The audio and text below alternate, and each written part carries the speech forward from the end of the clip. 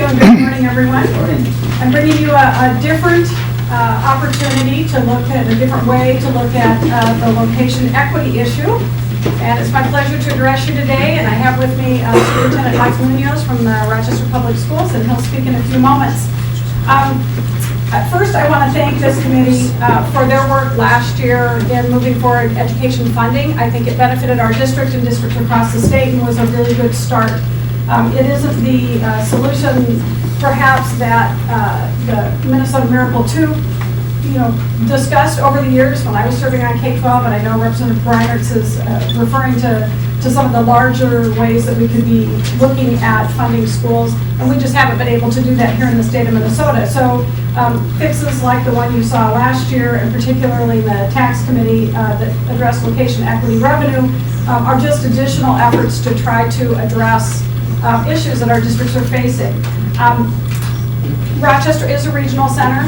Our needs are different. Our cost of living is higher. Housing is higher than many parts of the state. Services cost more, and wages, we have to pay higher wages in order to get quality employees in our region. So we do face challenges similar to the Twin Cities metro area, and I think our superintendent will talk about that just a little bit more. I just want to acknowledge the great difficulty you have here and some of the comments that were made. I think they're very worthy, and you have a difficult task ahead of you.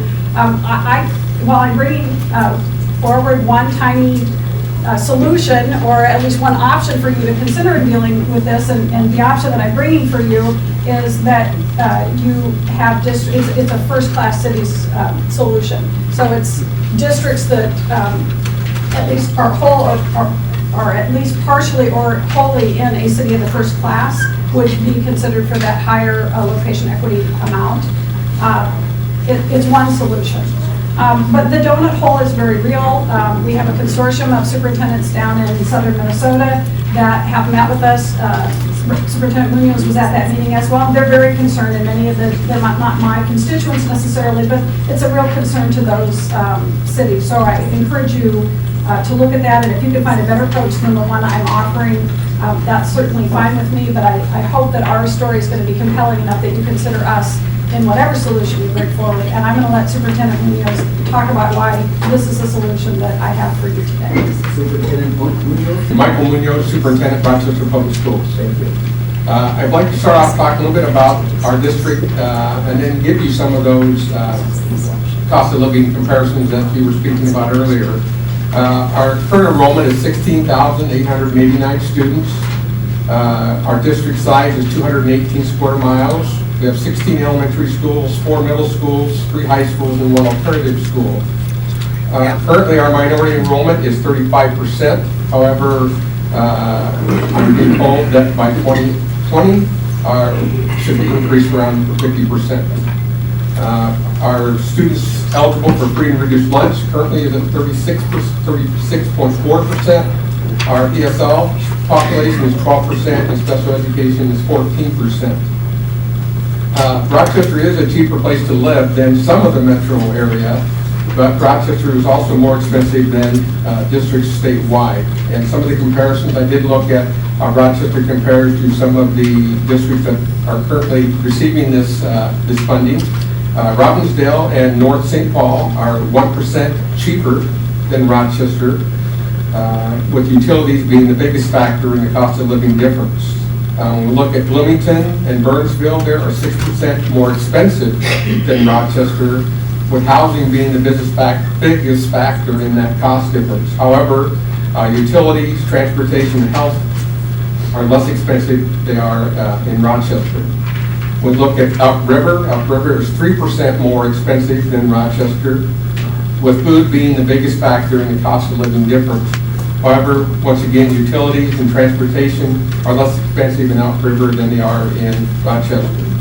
When we look at Maplewood, Maplewood is 3% more expensive than Rochester, and once again, food being the biggest factor in the cost of living difference. However, utilities, transportation, and health are less expensive than they are Rochester. We look at Eagan. Eagan is 9% more expensive than Rochester, with housing being the biggest factor in the cost of living difference. However, once again, utilities, transportation, and health are more expensive in Rochester. Recently, our district CFO attended the annual Government Training Academy, and they provided some information about the lowest premium cost. Insure individual premium, this is unsubsidized. Area 1, which is Rochester. If we look at and comparing that to the Area 8, when we look at the bronze plan, it is $760 in Area 1. In Area 8, it's $380. We look at the silver plan, it's $956 in Area 1, $565 in Area 8. The gold plan is $1,058 in Area 1, $594 in Area 8. And then the platinum plan is $1,200 and Area 8 is $634. We recently, in our recent audit, what we do as part of our audit, we look at expenditures per student served compared to the 4 most recent years, state averages to comparable sized districts. And the districts that we use as our peer group are Bloomington, Burnsville, Elk River, Lakeville, North St. Paul, Robbinsdale, South Washington County. We compare ourselves to them because they're similar to our size. When we look at the information from 2012, as far as the cost for district and school administration and support services, Rochester per pupil spends $878, whereas our peer group spends $804, and the state average is $823. When we look at our cost for site and buildings equipment, Rochester spends $880, our peer group is $770, and the state average is $802. Transportation, we spend $614, whereas the state average is $608. Community Service Department, Rochester is $557, our peer group is $551, and the state average is $526.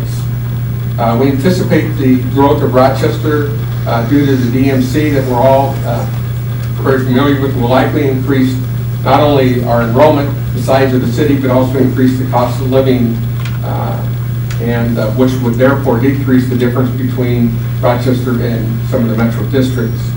I'd also like to mention, and I agree with my colleague who just spoke with you, and I'm coming from 2 districts that share that. I came from Des Moines, Iowa, which is a district of 32,000 students. 69% of our students qualified for free reduced lunch, and 51% of our students were students of color. I've given you statistics of Rochester.